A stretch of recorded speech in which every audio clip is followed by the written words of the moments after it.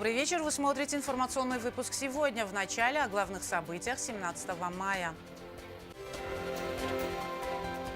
Сотрудничество вузов Северной и Южной Осетии. Президент и ректор ГМИ обсудили вопросы дальнейшего взаимодействия.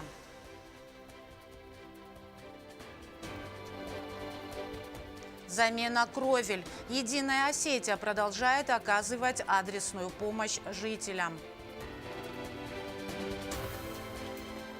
Во второй школе прошел литературный вечер, посвященный патриарху остинской литературы Нафи Джуссойте.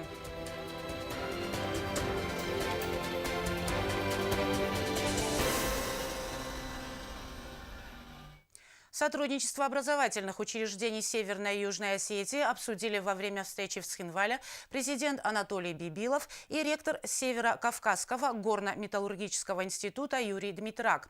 Были рассмотрены вопросы дальнейшего взаимодействия и предоставления целевых мест для югостинских абитуриентов. Глава государства подчеркнул необходимость подготовки специалистов по тем направлениям, которые необходимы для развития республики.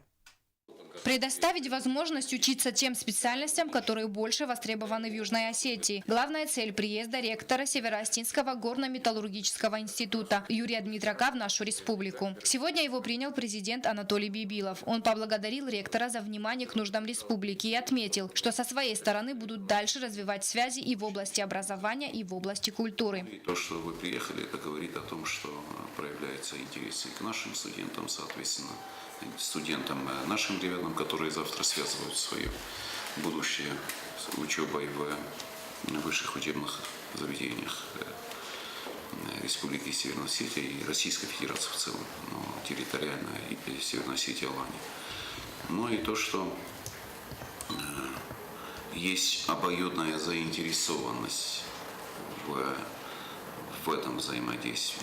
На должность ректора Юрий Дмитрак назначен совсем недавно. По его словам, он сделает все возможное, чтобы горно-металлургический институт был одним из самых востребованных и престижных вузов. А направление Южной Осетии остается приоритетным для ГМИ. Первый мой такой официальный визит в качестве ректора Северо-Кавказского горно-металлургического института. И первый, куда я решил поехать, и вам большое спасибо, что вы откликнулись на мою просьбу, это к вам.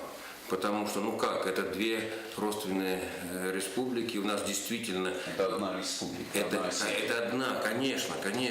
Я знаю этот регион, еще когда руководил Московским государственным горным университетом. Ребята приезжали, и ректоры приезжали ко мне на неделю горняка на учебно-методическое объединение. Это было учебно-методическое объединение 32 вузов Российской Федерации по направлению горное дело. Поэтому для нас крайне важно, и для нас это действительно является приоритетным направлением соединить наши общие возможности.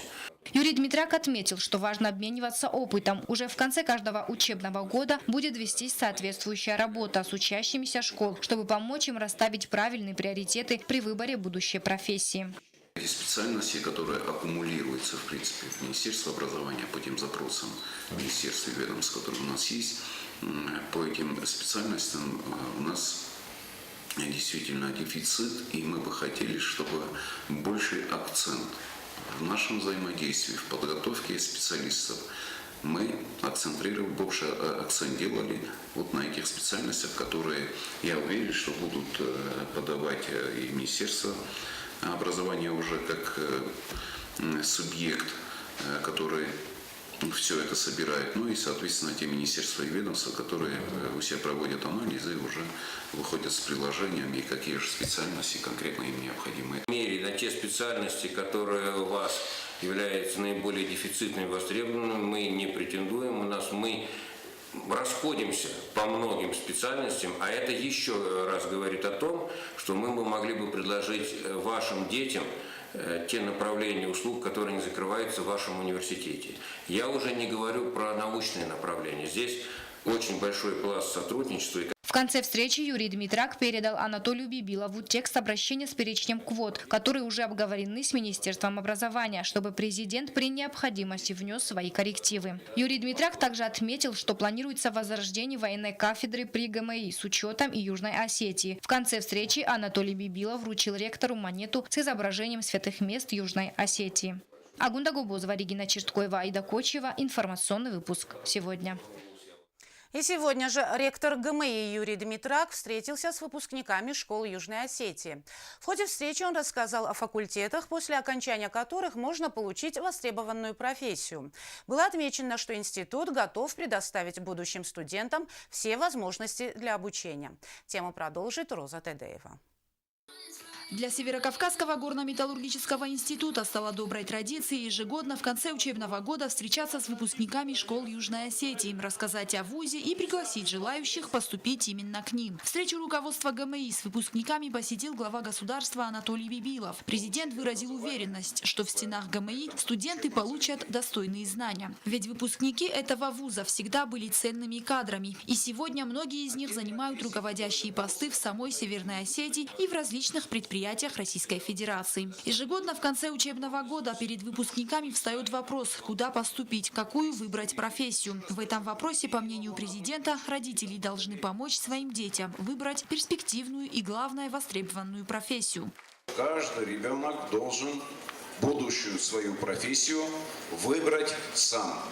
Это обязательное условие для того, чтобы завтра вы, будущие специалисты, любили свою профессию, знали, чем вы будете заниматься и дальше уже делать свою большую, интересную и красивую жизнь. Это самое главное. Родители могут советовать, к советам родителей надо прислушиваться. И не иногда, а может быть чаще, они бывают правы. Обращаясь к родителям, Анатолий Бибилов обратил их внимание на то, что в республике переизбыток стоматологов, таможенников, дипломатов, экономистов и юристов. Конечно, государство не сможет обеспечить всех рабочими местами, их просто нет. В то же время молодая республика испытывает острую нехватку технических кадров. И родителей, и учителей, и самих выпускников. Ориентируйтесь и ориентируйте на своих детей на те профессии, в которых сегодня нуждается республика. Мы не можем в Южной Осетии для каждого жителя сделать по одному или, может быть, два стоматолога. Это переизбыток профессий называется. А те профессии, которые остро необходимы нам с вами, обществу, народу, у нас этих профессий нет. Не самоцель должна быть, а цель должна быть получить образование и найти работу. К выбору профессии необходимо подойти ответственно. Молодые люди сами должны определиться с будущей профессией. И Анатолий Бибилов привел в пример себя. Где-то в классе, наверное, 4-м я уже твердо знал, что буду военным.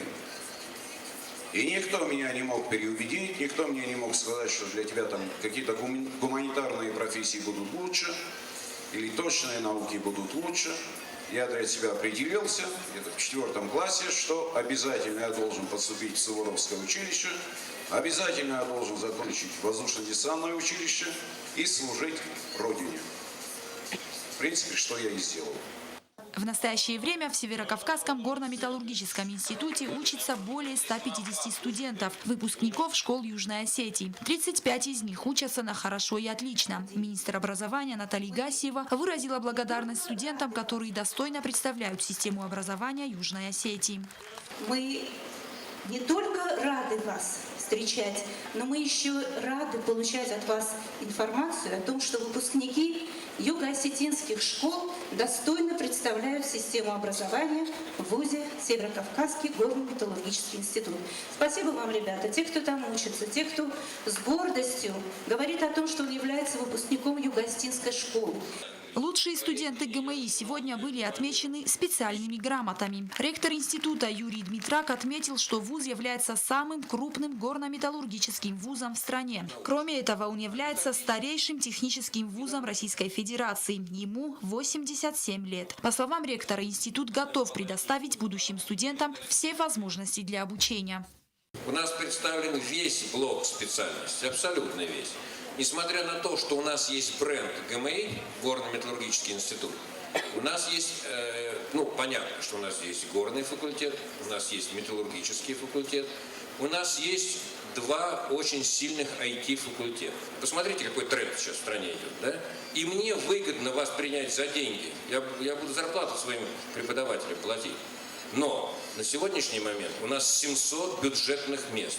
Вот все то, что я перечислил, вам государство дает бесплатно. Юрий Дмитрак наградил грамотами еще одну часть отличившихся в учебе студентов. В числе награжденных и сын министра образования республики Натальи Гассиевой. Она от имени всех родителей поблагодарила руководство вуза за внимание и заботу о детях Южной Осетии. 19 мая в Северокавказском горно-металлургическом институте состоится День открытых дверей. Ректор пригласил всех желающих посетить вуз. После официальной части состоялся концерт с участием студентов ГМИ. Роза Тедеева, Арнольд Харебов. Информационный выпуск сегодня. Республиканская политическая партия «Единая Осетия» продолжает оказывать адресную помощь жителям. На сегодняшний день в столице проводится замена кровель нескольких домовладений. Эльвира Тибилова продолжит тему. Продолжается ремонт кровель частных домов, пострадавших во время войны августа 2008 года силами Республиканской политической партии «Единая Осетия». Так, в городе Цхинвал одновременно ремонтируют несколько крыш. В доме номер 2 по улице Ивана Мичурина проживает семья ветерана войны и труда Александры Кокоевой. Рабочие приступили к ремонту вчера, сразу после обращения ветерана к главе государства с просьбой оказания помощи. Я обратилась к президенту с просьбой о помощи. Он пообещал нам помочь. И вот вчера рабочие приступили к замене нашей кровли. Дом Александры Кокоевой с богатой историей. Построен был в 1951 году. И муж Дмитрий Бекоев, и ее отец Рожден Кокоев были фронтовиками. Сама она была активным участником общенародного движения «Все для фронта, все для победы», в котором принимали активное участие и жители Юго-Осетинской автономной области. В 2008 году, когда дом пострадал от вражеского артобстрела, семья соорудила небольшой деревянный летний домик, где до сегодняшнего дня и проживает. Снаряды летели над домами, жужжа словно мухи. Осколки изрешетили крыши наших домов. Все это время мы находились в доме и боялись, что крыша может на нас рухнуть. На финансовые средства партии «Единая Осетия» реализовывается замена кровель еще двух домов – 97 и 99 по улице Сергея Коблова. Уже третий день работы проходят в доме номер 99, принадлежащей семье Георгия Габараева. В течение 10 лет хозяева не раз обращались в правительство с просьбой оказания помощи, но откликнулись только сейчас. Ремонтные работы начались на второй день, сразу же после обращения к главе государства. Соседний дом 97 принадлежит ветерану Великой Отечественной войны Петру Кулумбегову. Помимо кровли рабочие отремонтировали и часть стены его дома, пострадавшей также в августе 2008 года. Эльвира Тибилова, Альдина Чехоева. Информационный выпуск сегодня. В рамках инвестпрограммы продолжаются работы по реконструкции дороги Гуфтак-Вайса. Протяженность участка, согласно проектно-сметной документации, 10 километров. На сегодняшний день подходят к концу подготовительные работы. О них нам расскажет Елена Газаева. В рамках инвестиционной программы продолжаются работы по реконструкции автотрассы Гуфтак-Вайса. Работы по этому объекту начались силами РГУП «Дорэкспострой» в апреле текущего года. Пока идут подготовительные работы. Протяженность намеченной трассы, согласно проектно-сметной документации, 10 километров. Подготовительные работы на стадии завершения. На объект завезены металлические трубы. Скоро начнется их укладка. Водосточные трубы будут уложены по всей трассе. Ведется работа по строительству второго этапа реконструкции и строительства дороги Гуфтак-Вайса. Параллельно ведутся работы по строительству дороги. Это земляное полотно, это выемка грунтов и завоз и отсыпка. Параллельно с отсыпкой ведутся работы по уплотнению грунта. На сегодняшний день работы по венке и по к завозу, они в пределах 25-30% эти работы выполнены. Дорога это 4-я категория, земляное полотно это 10 метров, проезжая часть 7 метров, которое будет асфальтобетонное покрытие. Руководством государства было решено, чтобы работы велись от поселка Квайса, практически Квайса и прилегающие населенные пункты, они полностью будут как вдоль вот этой дороги. И, естественно, население почувствует вот это удобство, и, естественно, меньше будет пыли, меньше будет грязи, и предусматриваются работы от Квайса, это вдоль дороги населенные пункты, где есть жилые дома и население, там будут тротуары устраиваться с элементами ограждения для безопасности дорожного движения. А в самой Квайсе тоже будут асфальтироваться? В самой Квайсе работы по благоустройству улиц предусмотрены, но не в рамках вот этого проекта. Дорога Гуфтак-Вайса государственного значения. По словам Гузитаева, дорога будет капитально отремонтирована. После укладки асфальта будут установлены дорожные знаки и разметка. Работы идут по графику, срок сдачи намечен на конец ноября. Долгие годы дорога, связующая Гударское ущелье с центром, оставалась в плохом состоянии. Для жителей этого района дорога является жизненно важной. От ее состояния напрямую зависит экономическое благополучие и безопасность граждан. Прочность и долговечность дороги зависит от многочисленных факторов. По словам дорожников, все они будут учтены. Капитальное строительство автодороги Гуфтак-Вайса идет полным ходом. На данном этапе расчищают откосы и расширяют полотно. По словам дорожников, проблем с техникой нет, и все работы должны завершиться в срок. Лена Газаева, Заур Устаев, информационный выпуск сегодня. Учащиеся второй общеобразовательной школы подготовили литературный вечер, посвященный патриарху астинской литературы Нафи Джусойта. За активное участие в жизни школы грамотами имени Нафи были награждены наиболее отличившиеся старшеклассники. Приглашенные делились воспоминаниями. Было отмечено, что в трудные для Южной Осетии времена Нафи был рядом со своим народом и мудрым словом всегда поддерживал окружающих. Анжела Кокоева делится впечатлениями. Литературный вечер, посвященный великому сыну осетинского народа Нафи Джусойте, прошел во второй средней школе. В нем приняли участие ребята 6 по 11 классы. Свои стихи о человеке-легенде, чей вклад в развитие осетинской литературы трудно переоценить, представили на суд зрителей учащиеся школы Елена Кутаева и Хазбулат Гучмазов.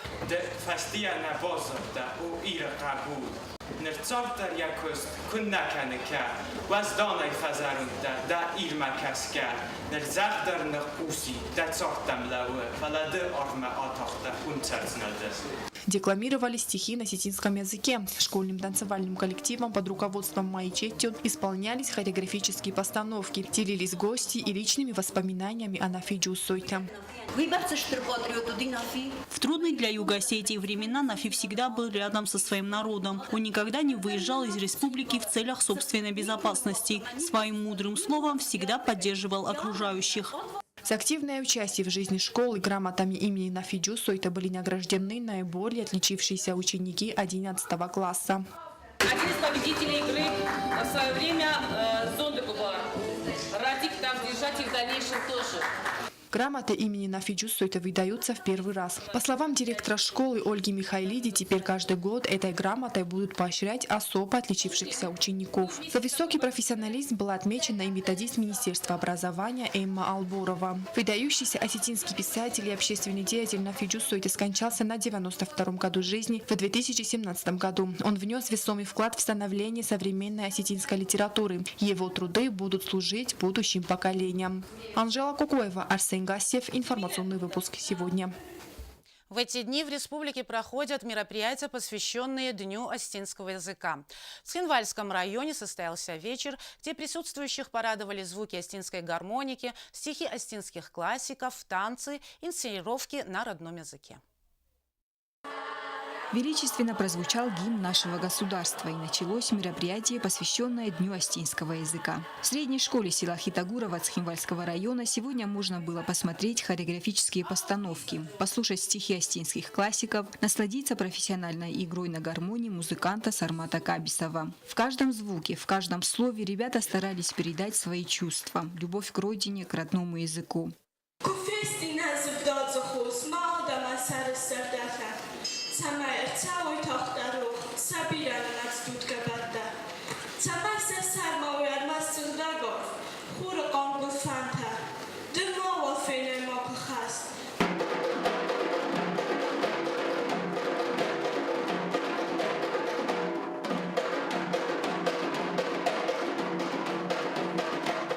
Вспомнили недавно ушедшего из жизни Нафиджу Сойта, почтили память поэта, драматурга, публициста, литературоведа, переводчика минутой молчания. Отметили его неоценимый вклад в развитие остинского языка.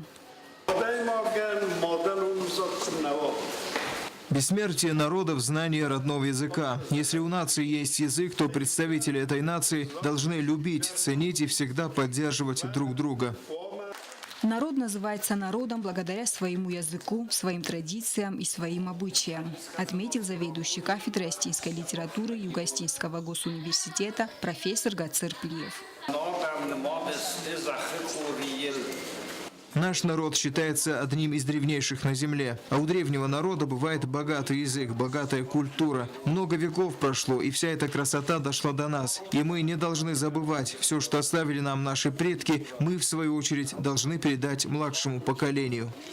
Начальник отдела образования районной администрации Борис Лулоев призвал молодежь учиться грамотно и красиво излагать свои мысли, в первую очередь на остинском языке. Ведь для этого создаются все условия. Валерий Бибилов, исполняющий обязанности главы Цхинвальской районной администрации, поблагодарил детей и организаторов за такое насыщенное и яркое мероприятие, отметив, что пока у Осетии есть такие талантливые дети, знающие свой родной язык, обычаи и традиции, умеющие так красиво исполнять национальные танцы, языку и народу ничего не страшно. Аналогичное мероприятие провели работники отдела культуры Цхинвальского района в селе Тбет. Здесь участие принимали ученики этого села.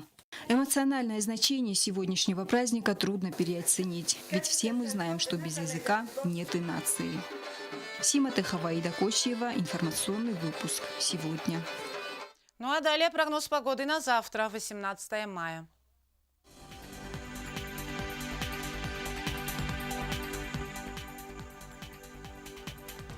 В Знаурском районе республики завтра, 18 мая, переменная облачность. Днем плюс 23, ночью плюс 12. В Дзауском районе переменная облачность. Днем плюс 22, ночью плюс 9. В городе Квайса переменная облачность. Днем 23 градуса тепла, ночью плюс 9. В Ленингорском районе Южной Осетии переменная облачность. Днем плюс 22, ночью плюс 8. В столице республики в Цхинвале переменная облачность. Днем 25 градусов тепла, ночью плюс 13. На этом наша программа подошла к концу. Я Ирина Джуева. Желаю вам всего доброго и до свидания.